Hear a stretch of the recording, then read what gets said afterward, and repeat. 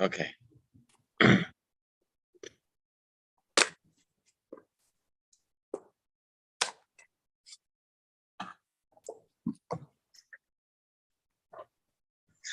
Welcome to Garden of the Spirit, a class studying apples from the orchard. For the second time, beginning after Pesach 2014. This class meets in Long Meadow, Massachusetts, the center of the universe, and is held in memory of Malka Ruth Moshe, Margaret Vocal of Blessed Memory. Apples from the Orchard contains selections of teachings of Kabbalah from the Arizal, Rabbi Yitzchak Luria, based on the weekly Torah portion, superbly translated and explained by Rabbi Moshe Wisniewski. We are I'm on page 328. We have a short chapter 5 and then a longer chapter 6.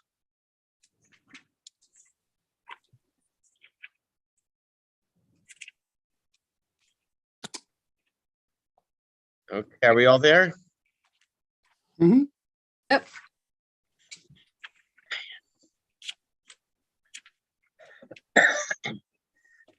When Hashem told Abraham about the slavery in Egypt, he said the ordeal would last 400 years. As we've seen, the Israelites were in Egypt only 210 years. Slavery lasted 116 years, of which the last 86 were harsh labor. So 90, in other words, the first 94 years was for slavery. And the slavery began. And then after 30 years, the slavery became more severe. And that's 210. The 400 years that Hashem said at the beginning, that the ordeal would last 400 years, begins the counting when Yitzchak was born. When Jewish people left Egypt, however, the Torah says the Jews were in Egypt for 430 years.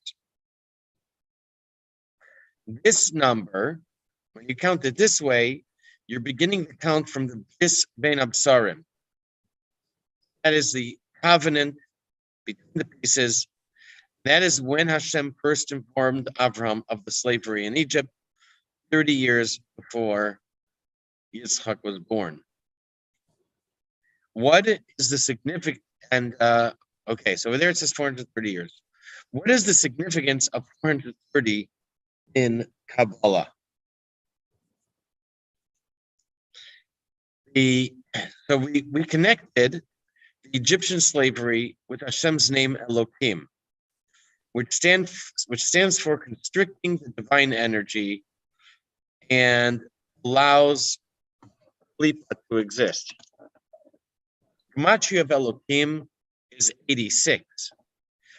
There are 5 names Elohim on the right and left of Zeir Anpin, and 5 times 86, 5 Elohims, is 430.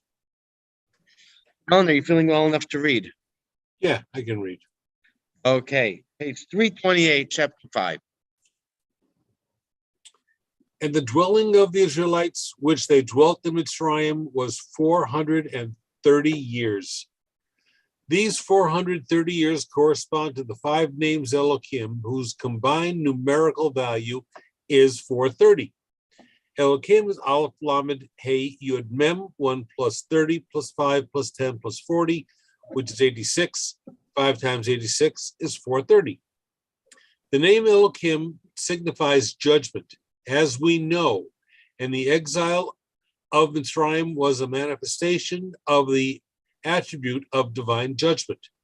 It therefore lasted the number of years equivalent to the numerical value of 5 times this name.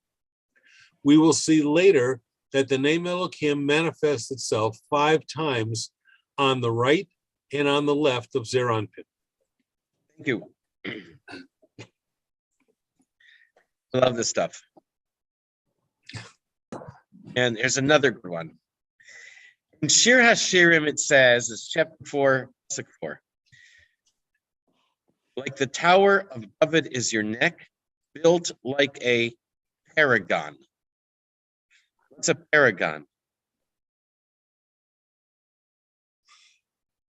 A paragon, okay. right, a paragon means a perfect model. Word for paragon, talpiot, is a hapax legomenon. Ah, Yes. We have no other context to compare it to know its exact meaning. Everyone remembers what's a hapax legomenon? The last picture. Hapax legomenon is a word that appears once oh, Mhm. in the whole Tanakh, or in the whole of anything. the reason 2 is in red because you have it twice. Say it again, The reason your 2 is in red because it's there twice. but it should be there twice. It- We have no other context to compare it to know its exact meaning. Put a comma then. Yeah, it's not, it needs something. Put a comma after the first 2. To which is the answer, yeah. In context to which to compare it. Thank you. That's ending the sentence, ending the phrase with the preposition if we leave it there. To We have which no to other compare context it. to which to I would- compare it. What? No, I would say to which to compare it. Yes, To which to compare it. that's what I To wrote. kn- Yeah, okay, that's better. And to know its exact meaning. The first part, tel, where does talpiot? The first part, tel, means a mound. Right. In Israel, I have a picture of this somewhere. In Israel, a mound develops over a town that was destroyed, Right. or develops over a town of ruins. Mhm. And then they build on top of that. Medrash gives several explanations for this word. Beis Hamikdash was a beautiful, Structure. yeah. Was beautiful. The Beis Hamikdash was beautiful, was destroyed, and will one day be beautiful again. Talpiot is seen as 2 words, tel, mound, and yefefut, beauty. Mhm. Second explanation also sees talpiot as 2 words, tel, a mound, is piot, mouth, and together talpiot is connected with tefillah. This is Prayer. midrashic. It's not, yeah, it's not, what's the word? It's not based on language. It's medrash. It has, but stretching and twisting the word to find the meaning. It is, and therefore it can be seen as a mound which all mouths pray.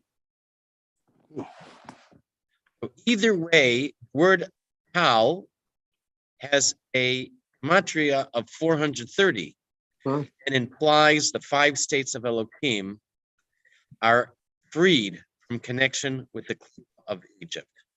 So that's why we're bringing this word in, because the first part, tal, is 430. So tal piot.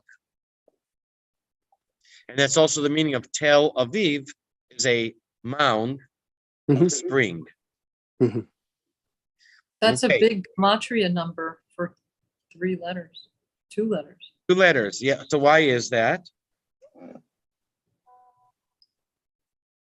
Because the last letter of the alphabet, Tuf, is 400. Mhm. It's 30. It's 430. Yeah. 400 plus 30. 430. Yes. Yes. Okay, Alan, go ahead. Read inside. The meaning of these 5 names is related to the verse, built as an ornament. The word for ornament in this verse is talapot, which is understood allegorically by the sages as a contraction of 2 words, either tel yofiot, the heap that was and will in the future be again, beautiful, or as in tel tefillot, the mound toward which all mouths pray, in both cases referring to Yerushalayim. Mhm. In any case, the numerical value of the word tel is 430. Tough lamed 400 plus 30. Possibly the tel in this verse is to be connected with the 2 taltal locks each of which manifests the 5 names Elohim mentioned in the same passage we just referred to. The first verse quoted here is, "Your neck is the Tower of David built as an ornament." And the locks referred to there are the side locks that fall onto the neck, which are also manifest as the straps of the head tefillin, which extend down past the neck. The significance of the locks in that passage is the manifestation of Gvura when waging war against the enemies of divine revelation. Okay, give me one moment. Hmm. Here is a picture of a tell how it works. Tell.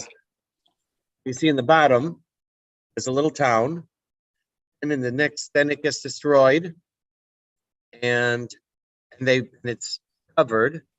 They build on top of it. That one gets destroyed, and then they build, and it gets filled in, and then they build on top of that. Mhm.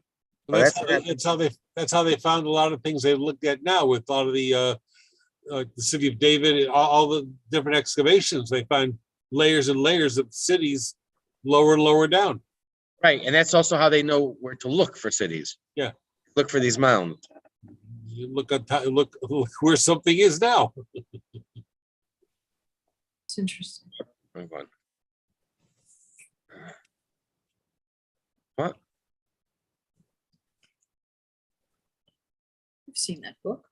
Okay, There you go.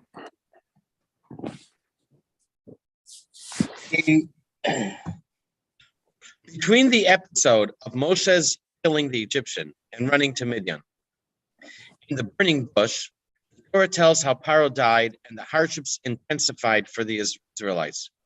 In that short passage, it uses the name Elohim 5 times. Next incident is Hashem's appearing to Moshe at the burning bush, which is the seeds of the Exodus. Jim, would you like to continue? Sure. Page 329 at the top. We therefore find in the relatively short passage that begins, "And it was in many days," that the name Elohim is mentioned 5 times. And it was in those many days that the king of Egypt died.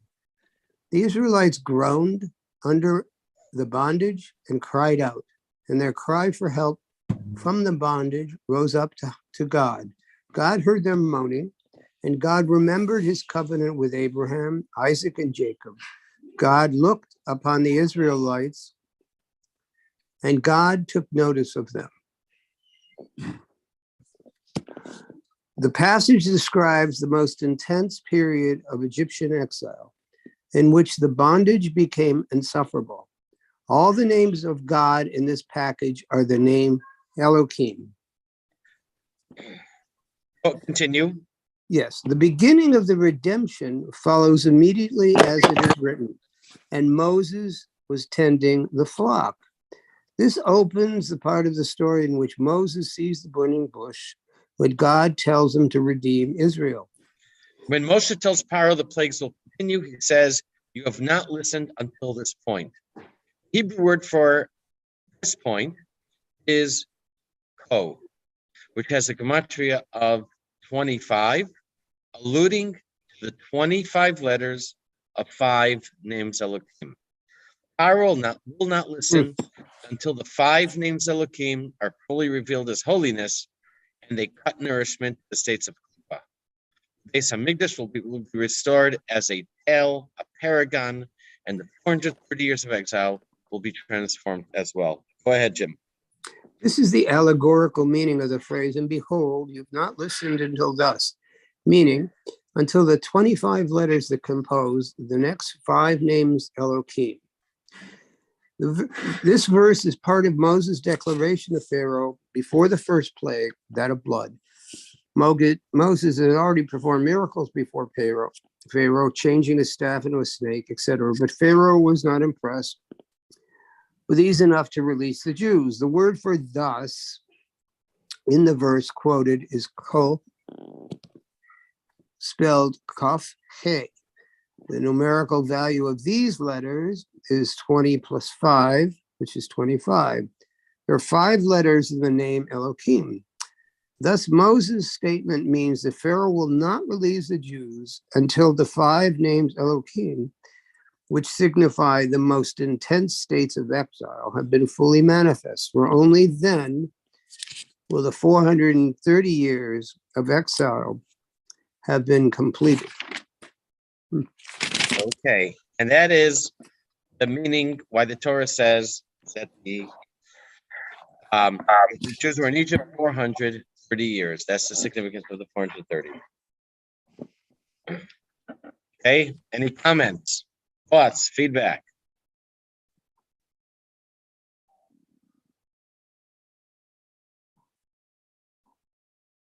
I think it's great. I love all the connections. I love how the numbers all fit together and how the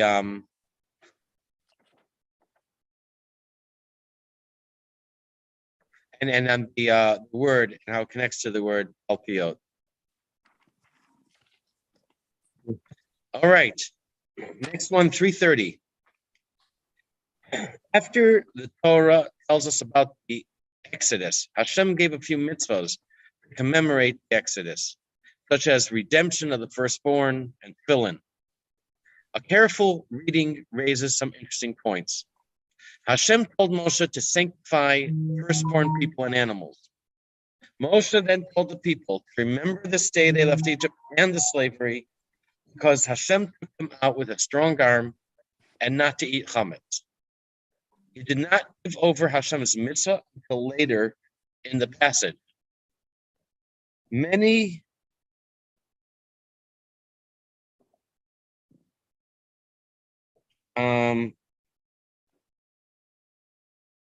okay, Jim, please begin 330. Sanctify to me every firstborn, the one who opens every womb of the Israelites, of man and animal, it is mine. And Moses said to the people, remember the day on which you went out from Egypt, from the house of slaves, for God took you out of here with a strong hand, and leaven shall not be eaten. Continue. We should be very surprised regarding this passage. For God commanded Moses, sanctify to me every firstborn. But Moshe neglected to convey this commandment to the Israelites after he heard it. Instead, he gave them a different commandment, as it is written. And Moses said to the people, remember the day on which you went out from Egypt. Later in the passage, he begins, and it will be when he brings you in. He returns to the commandment, to this commandment, and tells them, you will transfer everyone that opens the womb to God. After reporting that God gave this commandment to Moses, the Torah reports that Moses gave the Israelites instruction concerning the observance of Passover and the commandment of tefillin. Only after this, in the next passage, does Moses instruct them about the firstborn, following it with more details about tefillin. Okay. Many Egyptians and other nationals, known as the Erev Rav, or mixed multitude, joined the Jews when they left Egypt. Their souls were from the seed inadvertently produced by Adam during the 130 years he separated from Chava. Moshe now saw an opportunity to reclaim these souls for holiness, wanted to join, were inspired, and Moses saw this out as an opportunity and wanted to accept them, welcome them back for holiness. Jim, go ahead. The reason for this, as we have explained previously on the verse, and a new king arose. The souls of the mixed multitude are sparks of the souls that were produced by the wasted seed of Adam, which he produced during the 130 years after his sin, in which he separated from Eve. When the Israelites left Egypt, a mixed multitude of non-Jews accompanied them, whom Moses intended to convert. We see here he was actually planning to rectify the lost souls that has been produced in consequence of Adam's sins. Okay, hey.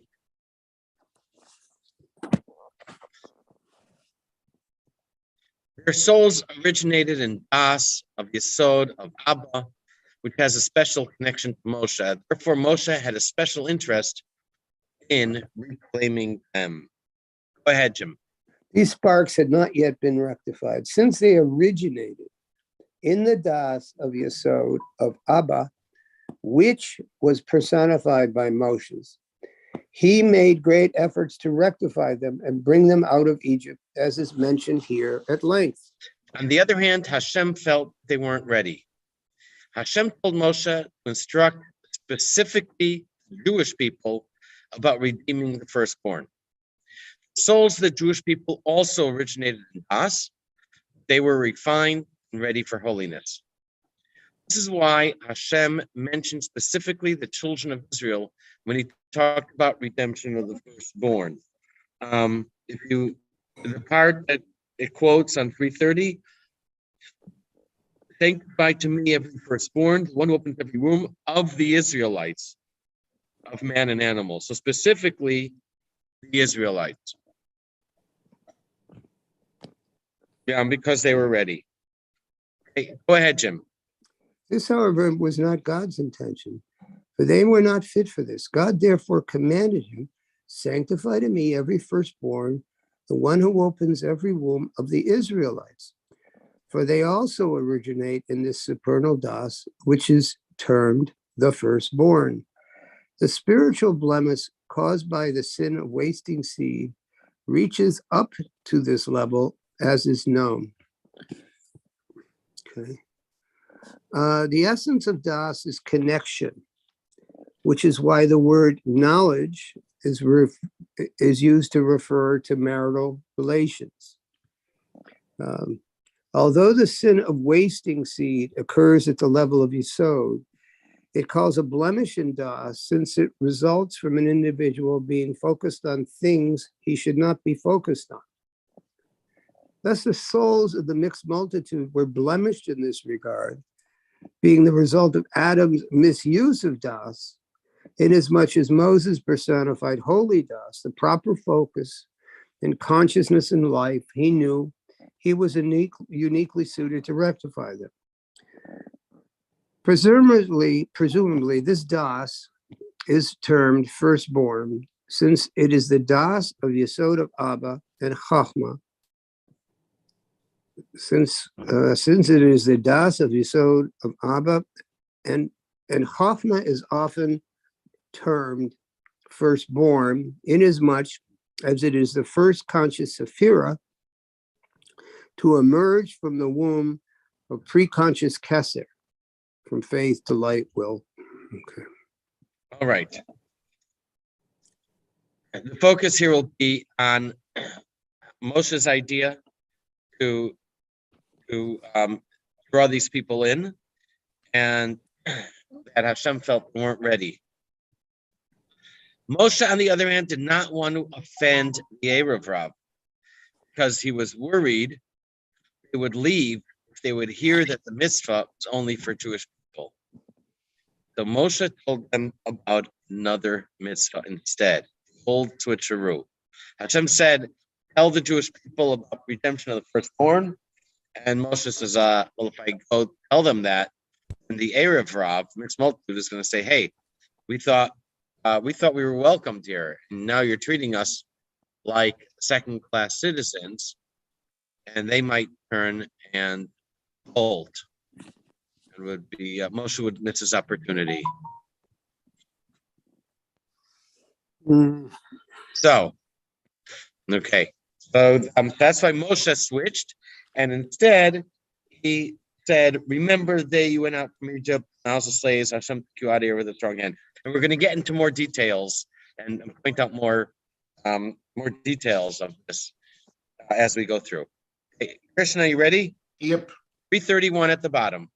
Therefore, both the Israelites, who were already rectified of this, Hashem told Moses, sanctify me every firstborn of theirs, but not the firstborn of the mixed multitude, for are not yet, they are not yet rectified and not yet worthy of this commandment.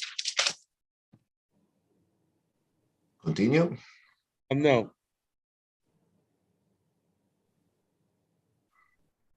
Well, hold on. Yes, continue. Moshe saw that if now, at the beginning of Hashem's giving of the commandments, this being the first of them after that of the rites and festival of Passover, he would immediately tell them about this commandment, and the mixed multitude would hear the word, sanctify me every firstborn of the Israelites, and not of the mixed multitude. They would throw off the yoke of the commandments and revert to their former idolatrous ways, seeing that they are of lower status. So now Hashem was worried about this as well. Torah says Hashem led the Jews in a roundabout way, not directly to Israel, because he was worried they would encounter enemies and return to Egypt. It refers to the people, not the children of Israel. The Torah says,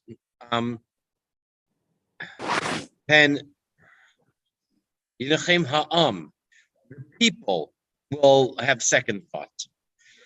And so the people means Hashem was worried about the Erev Rav, not Bnei Yisrael. Zohar says the Erev Rav was offended when the pillar of cloud traveled in front of the Jewish people, not the Erev Rav. That led them to make the golden calf. Mhm. We see that this is an issue here. Arizal says it's a legitimate concern. Arizal says Moshe taught this passage before the people left Egypt. On this passage about the redemption of the firstborn, in the Torah, it doesn't seem like that. It seems like Hashem told them after they left. But the Arizal seems to say that this took place before they left. They continue in the middle of 332. This is especially so since we must remember the Jews had not yet left Egypt. It is written, and Hashem did not take them out of Egypt by the way of the Philistines, for it was closed. For Hashem said, lest the people relent when they see war and return to Egypt. The words "the people" in this verse refers to the mixed multitude. All the more so was this a concern at this point when they were still at home. As we see later, when the mixed multitude saw the pillar of cloud traveling in front of the Israelites and not in front of them, they said, arise, make us God that will go before us, as taught in the Zohar. This was the incident of the golden calf. Thus, Moshe was justified in taking the reaction of the mixed multitude into consideration, for we see that Hashem also took it into consideration when choosing the escape route from Egypt, and that their resentment of their secondary status precipitated the sin of the golden calf. Okay. Since Moshe wanted to elevate the Erev Rav, he didn't want to lose this opportunity. He taught them instead not to eat chametz. He told them to remember the day they left Egypt, which includes the Erev Rav. And the Torah says he spoke to the people rather than the children of Israel, which includes Erev Rav also. So we're making a distinction. The Torah says a number of times here. I should look up to see exactly how much. Torah sometimes refers to the people. And it says when it says the people, it means it was everybody, including the Erev Rav. Okay, continue. Yeah, continue, please, Gershon. Thus, since it was Moshe's goal to bring them under the wings of the divine presence, and that they should not rebel against Hashem, he therefore began by teaching the mixed multitude the commandment not to eat leaven on Passover, which begins, remember the day on which you went out of Egypt, and is a commandment that includes both the Israelites and them. Also, this explains why it is written immediately before this, and Moses said to the people, for this means the mixed multitude. This is also why the passage is couched in the plural, on which you went out of Egypt. Today you are going out. The words you in these verses is in the words plural form, referring to the mixed multitude. But are we saying just the mixed multitude or the Israelites? Even plus the mixed multitude. Everyone. Yeah, here apparently he's just talking. So Arizal or Wineski is saying that he's only talking to the mixed multitude. by saying the people? I think it means everyone, even the mixed multitude. He's saying, hey, you all left Egypt. He's saying it in such a way to include them as well. He doesn't say, we're going to see some distinctions here. Yes, eating matzah is for everyone. The What? proselyte eating matzah is for the precept commandment Yeah. to the proselytes and the slaves and everybody at that time, correct? In the week of Pesach. Yeah. So it would be The mixed everybody. multitude too. In other words, he says, hey, you guys left Egypt today. Mixed multitude said, they saw this opportunity. They were very inspired and they said, we're going to join. He says, you all left Egypt. You're all on the spiritual journey. So that gave them a boost. If Instead he of says, if he says your forefather Abraham, mixed multitude is out. or give me your first child, yeah. So we're going to make a few distinctions here. And Moshe also said they left the house of slaves. He didn't say you were slaves in Egypt. He said Egypt, you left Egypt, a place of bondage, a place of slavery. So the Egyptians are also leaving that behind, the mixed multitude, the Arab. They continue indeed the first of these verses. Indeed, the first of these verses continues from the house of slaves, meaning you have left Egypt, which is called a house of slaves, because the Jews were enslaved there, although you were not enslaved there. The Torah, therefore, does not use the idiom from being slaves, but rather from the house of slaves. That Rabbi Shmuel Bital, Rabbi Chaim Bital's son, notes here, this is explained also by the fact that our sages say that the Egyptians were called slaves, since they were descendants of Ham, who was called a slave. Therefore, the house of slaves means simply Egypt. That's interesting. That is the son of Rabbi Chaim Vital notes that. It's not in the Hebrew text. But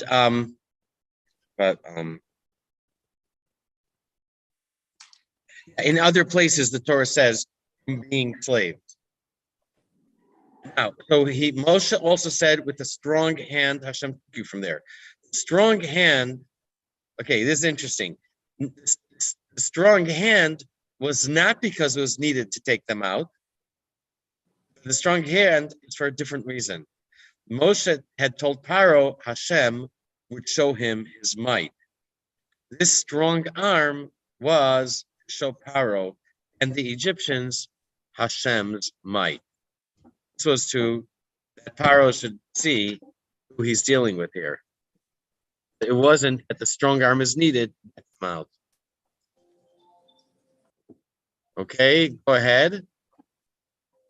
This is also alluded by the words, for Hashem took you out of here with a strong hand.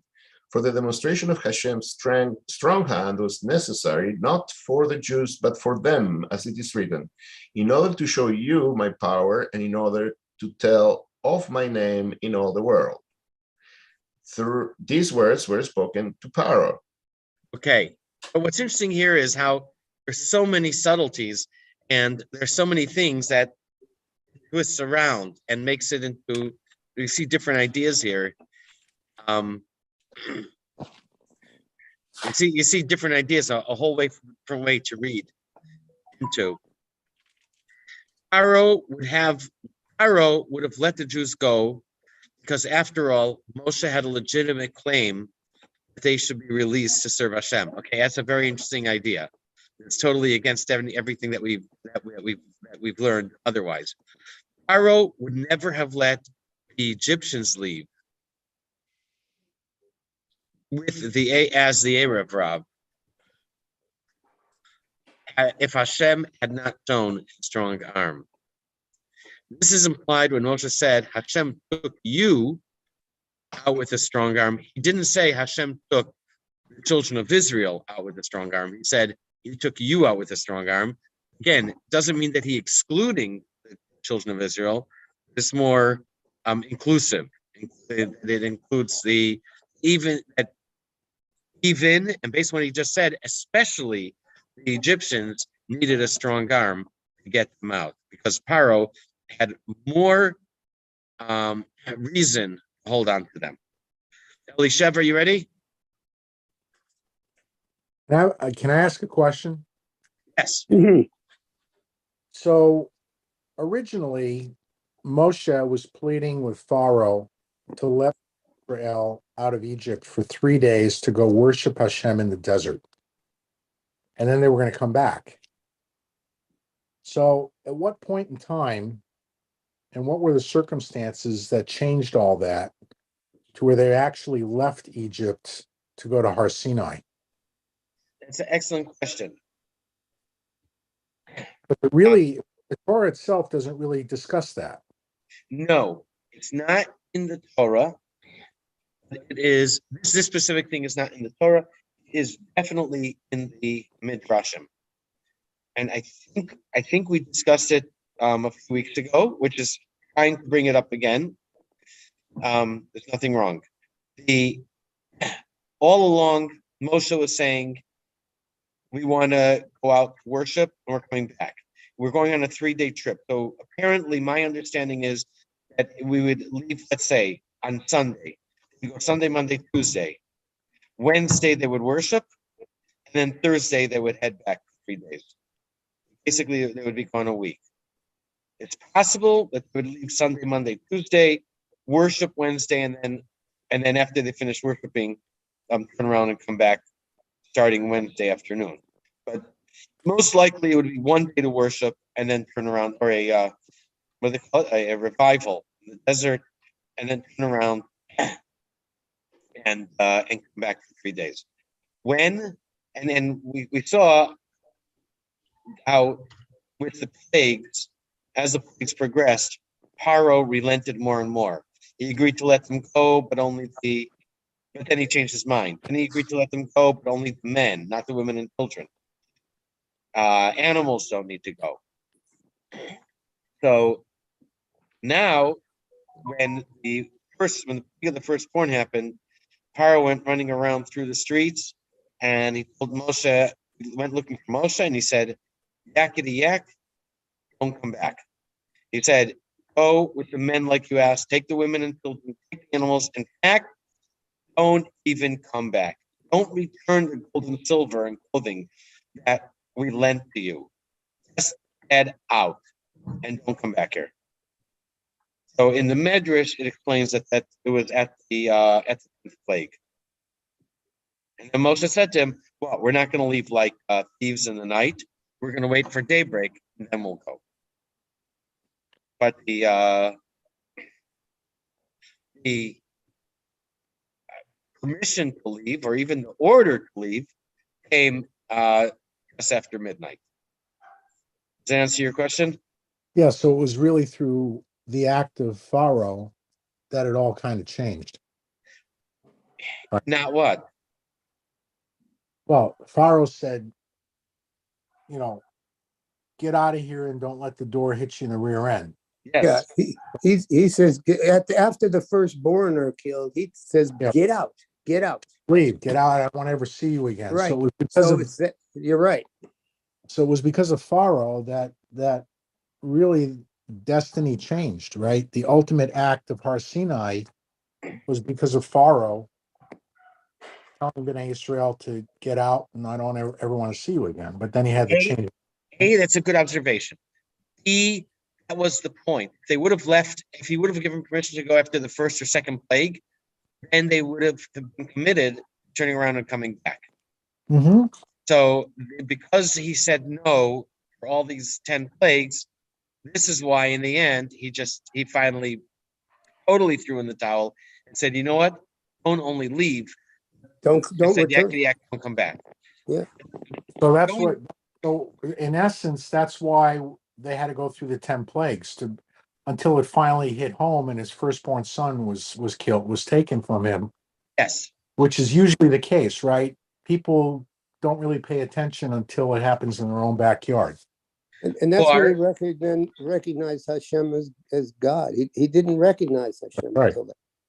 Or the S&P 500 is down 2 points, it's down another point, another 2 points, and so on, and you don't do anything, and then because you have a strategy of hopium, and then you wait till it's down, you've lost 40 or 50%, You say, okay, that's it. I'm getting out now. That's when the These are market all decides, sorry. that's when the market decides to turn around. These are all And bottom parallels to gun regulation, right? That's what you're really talking about, that we need gun regulation. Oh, my God. It's like, Happens on both sides. There's denial on both sides till it hits your own backyard. Well, Yes, it's like- remember, guns don't kill people, people kill people. People So, with guns kill people. People yeah, I got know, but guns. the now. gun doesn't, the gun doesn't release the bullet on its own. It's not the gun I'm upset about. It's the person allowed to buy it. So I have a gun. guns are I good. think it's more than I that. have a gun, and I'm glad I do. I grew up with lots of guns in my house, but they were in the right hands. That's the only thing. Well, that's what All you're right. talking about. They're in the That's- right hands. That's what I'm talking about. Okay. Okay. so So Moshe did plan, there was ever a possibility that they would go out of Egypt and go back? according to the simple reading, yes. Are you saying, would Pharaoh had let them go after the third or fourth plague? Would Moshe had left, then pulled the wool over Pharaoh's eyes and said, sorry, we're not coming back? I don't know. You got to, this is all, I'm going back to the same thing. You know, we think that there's all this free will. This is all part of the game plan. And Mhm. the game plan was exactly as Hashem mapped it out, Everything is exactly the way it should be. right? Free will is overblown. Absolutely. Yeah. Gotta So believe in God. Interesting. It's very the other interesting. point is, I want you guys to remember that cartoon or dozens of cartoons where the guy is stuck in jail. Remember, it's a cartoon where the person's in jail and the guard, the very corpulent guard is sleeping and the keys are dangling from whatever. And then they tiptoe and they lift the keys. The guard stirs, he falls back asleep, and they unlock, right? And then they walk out. Yeah. So just think, could have been very easy for Hashem to do this in Egypt, right? Yep. Throw the sleeping powder, whatever. All the Egyptians fall asleep. Jews tiptoe out. The Egyptians wake up after. It would have been easier than all those plagues. Yes, But the, Would the be very- plagues, would be the plague- very easy. What was the goal? but the plagues also purified the Jews. The plague of darkness, 4/5 of the Jewish people were taken care of. So there was a purification in the whole process. All that's true. All that's true. The point I'm making is that Hashem could have taken the Jews out very easily. He could have sent airplanes, just have them fly out. But The wings yeah, but this, of that eagles, wasn't his plan. This was the his wings plan. of griffin vultures.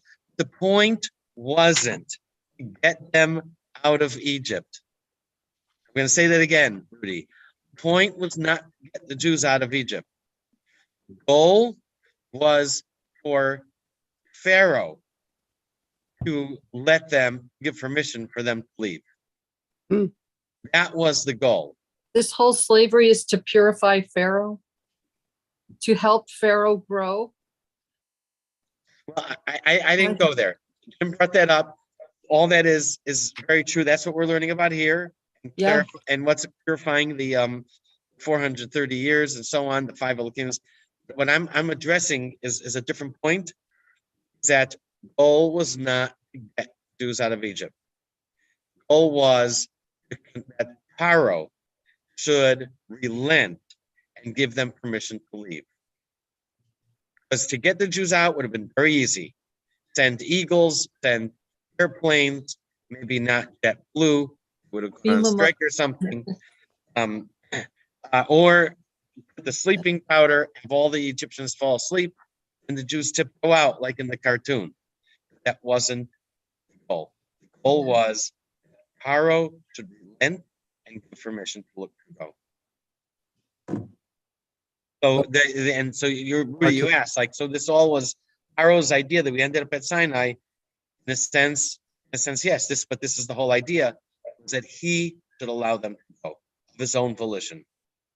With enough arm twisting. Exactly. So the second part to question. I'm losing you. Second part, what? Indeed, this had not, I'm not hearing. second It's part to fine. my question is, if indeed. Okay, I have to move. I don't know what the problem is. Can you hear me better now? Yes. Yeah. Okay, so the second part to my question is, if indeed this had not happened and they would have gone into the desert and then come back, I'm sorry, I'm losing. Let me not- Torah have been given in Egypt, Rudy, I guess they would have gone where to would the plan Torah B have or been given? Rudy, it's speculation. We could speculate on what would have happened. I don't know the answer to that. Guess knowing Hashem the way I do, it's probably a plan B, a plan C, a plan D. We see that he has multiple ways to bring us where he wants us to go. I don't mean physically, but to achieve the objectives. There's multiple ways of handling it, and he probably would have found some way. Exactly what he would have done, we can Who knows? speculate. Right. Okay. All Okay, right. thank you. Thank you. Um, Thank you. Avigail, continue. And straight, thank you for the questions and the discussion, everybody. 333 at the bottom. This, Were it not for the demonstration of the power of God's hand, Paro would not have let the mixed multitude go. Whereas with regard to the Jews, Pharaoh did not care that much, and Moshe had legitimate claim, send forth my children so they can serve me. It was therefore not necessary for God to demonstrate the power of his mighty hand to convince Pharaoh to release them. But as for the mixed multitude, who were Egyptians, just like Pharaoh, were it not for the demonstration of God's power, Pharaoh would not have released them. This is why the Torah says, for God took you out of here with a strong hand, and not for God took Israel. okay, and this applies to both Erev Rav and the Jews, and therefore neither may eat chametz on Pesach. When Moshe included the Erev Rav in this directive, they became convinced Hashem loves them too. Okay, go ahead. Since this is the case, since God brought both Jews and the mixed multitude out of Egypt, leaven shall not be eaten, neither by you nor by the Jews.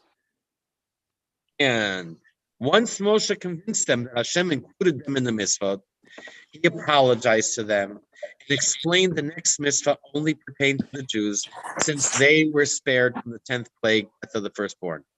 Moshe says the Erev Rav left Egypt by day, while saying the exodus of the Jews occurred by night. Since it was at night, Pharaoh told them they were free to go. This is what is meant when Moshe mentions they left Egypt by day. He said, Hayom atem yotzim, you are leaving this day, meaning that is for the Erev Rav. Okay, go ahead to the next thing on 334. He then apologized to them regarding what he was about to do, that is, the commandment regarding the firstborn. This is the sense of the following verse. This day you, plural, are leaving in the month of the spring. It introduces the following passages as if to say, look, I gave you and the Jews one commandment in which you are both equal for the reasons mentioned. Now I want to give the Jews a private commandment in which you have no part. But this is not because of any lack in God's great love for you, for in the first commandment, you and the Jews were all equal as mentioned. The reason is just that you have no obligation in this commandment because you, the mixed multitude, are leaving by day and not at midnight as the Jews did. And as it is written, and Pharaoh arose that at night and called for Moshe and Aaron that night, saying, arise, get out from amongst my people, both you and the Israelites. This was after the smiting of the firstborn of Egyptians, who in recognition of this, the Jews became obligated to consecrate their firstborn, who caused them to leave Egypt at midnight when the smiting of the Egyptian firstborn occurred. Okay, thank you. Earlier, Moshe addressed the people with the plural you. Now, later, Moshe addressed the people in the singular because he addressed the Jews specifically, and the Jews are a singular nation on earth. Goy echad ba'aretz. There are a few differences in this passage for the Jews. First, as we said, Moshe uses the singular form of you. He also tells them a different reason for Pesach. He told the Erev Rav, Hashem took them out of Egypt.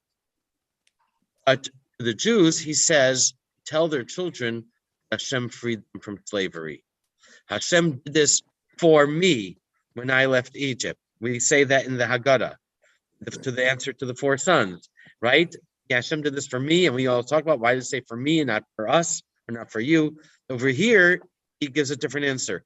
For me, because we're talking about the Jewish people, and not what the Erev Rav the reason Erev Rav celebrates Pesach. Jewish people were freed from slavery, while the Egyptians merely left Egypt for a new land and a new mission. Okay, go ahead, Avigail. Moshe continued to the mixed multitude, but you are leaving by day, not by night, and thus you are exempt from this commandment I am about to transmit.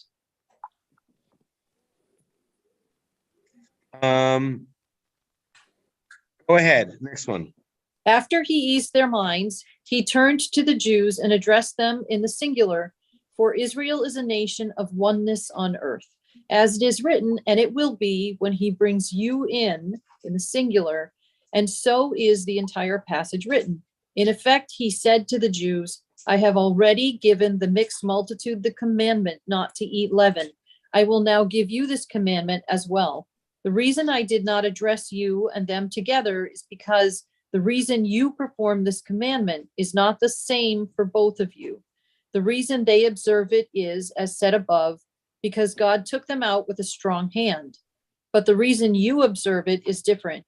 You shall tell your child on that day, saying, it is because God did this, freed me for this for me. This is because God did this, freed me for me when I left Egypt, and not for the mixed multitude, for they were not enslaved as I was, that I do not eat leaven on Passover.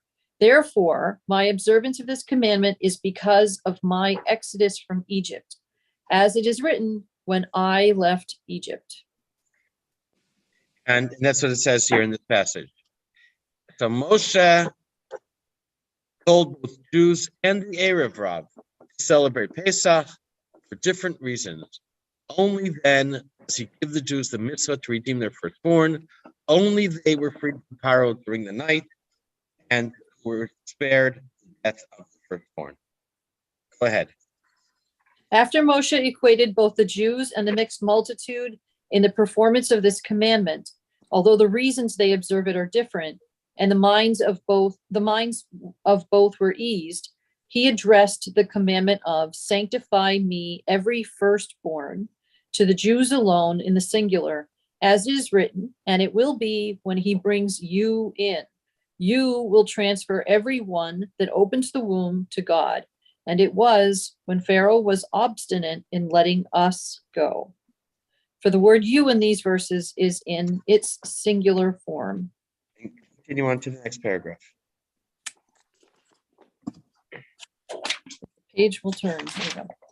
This reason applies only to the Jews who left at midnight when the firstborn of Egypt were killed, and not to the mixed multitude who left later during the day, as we said above.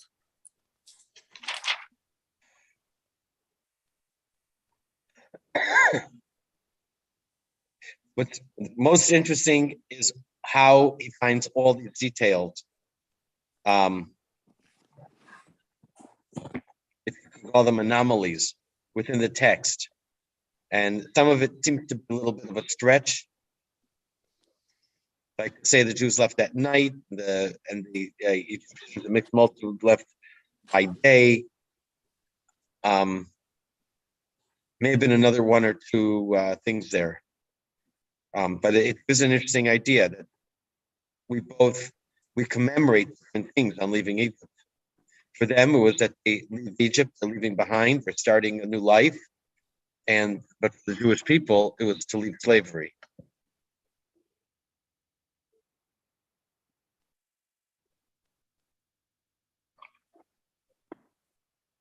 I wonder how much of this filters into the Haggadah for converts.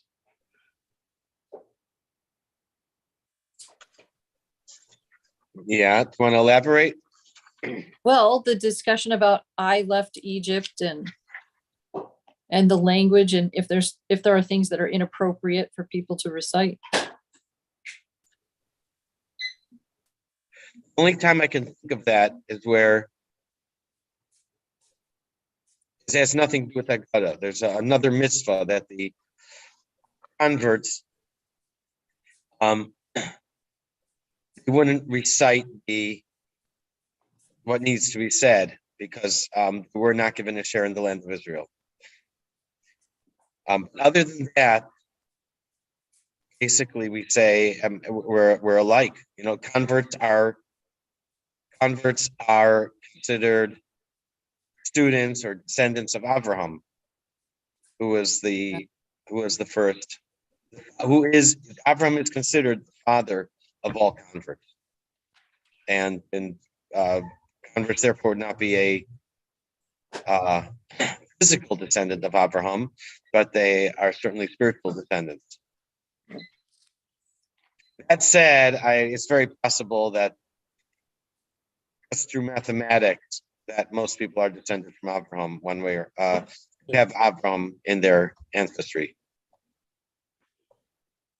The math is very eye-opening. Rabbi Aryeh, no? Aryeh Kaplan?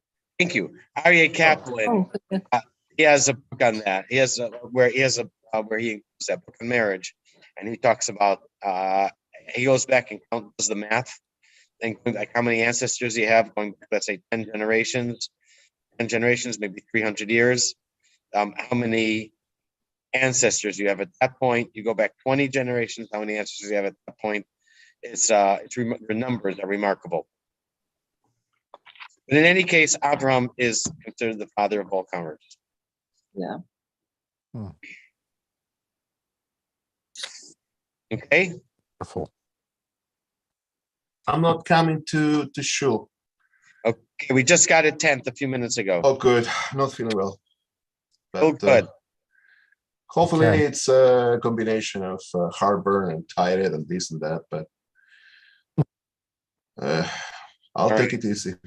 Good night, everybody. Good Good night, night. everyone. Thank you all. Thank you, everyone. you. Thank you. Thank you. Thank you, Okay, next week. everyone. Be well. Be well, everybody. Feel better.